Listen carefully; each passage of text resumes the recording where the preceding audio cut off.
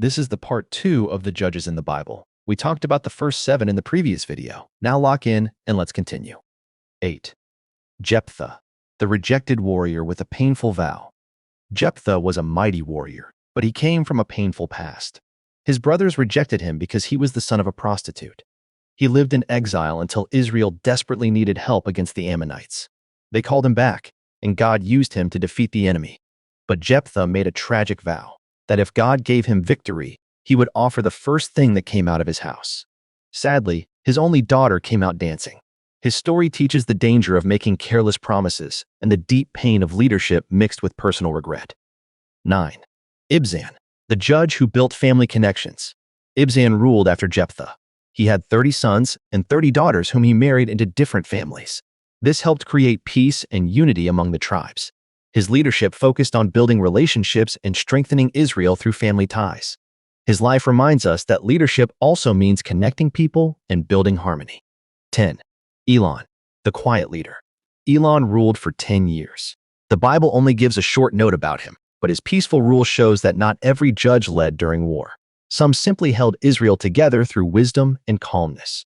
Elon represents leaders who serve quietly but faithfully. 11. Abdon, the wealthy leader of order. Abdon led Israel for 8 years. His large family, 40 sons and 30 grandsons riding 70 donkeys, shows structure, wealth, and organization. Abdon's leadership likely brought order and dignity to Israel. Though he is not famous for battles, he helped maintain peace in his time. 12.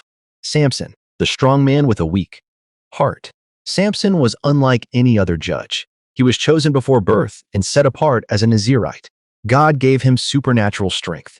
He killed lions with his bare hands, defeated armies with a donkey's jawbone, and carried city gates on his shoulders. But Samson had a weakness for women, especially Delilah. She betrayed him by cutting his hair, the sign of his vow to God.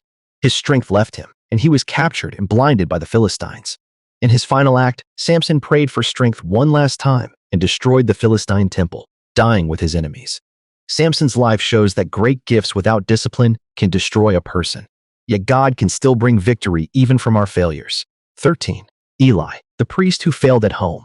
Eli was a priest and judge who raised Samuel. He served faithfully in the tabernacle, but he did not discipline his 2 sons, who disrespected the priesthood. Their wickedness brought judgment.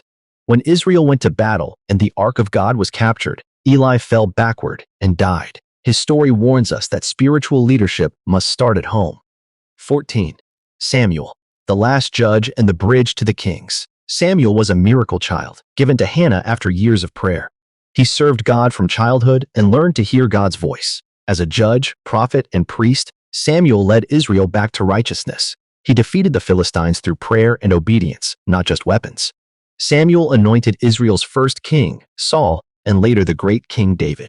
Samuel's life shows complete devotion to God, making him one of the most respected leaders in the entire Bible. He marks the end of the era of the judges and the beginning of the kingdom era. The judges of Israel were not perfect people.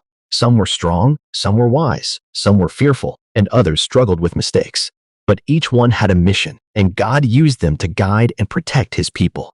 Their stories teach us about courage, faith, leadership, obedience, and the endless mercy of God. Please like and subscribe for more videos.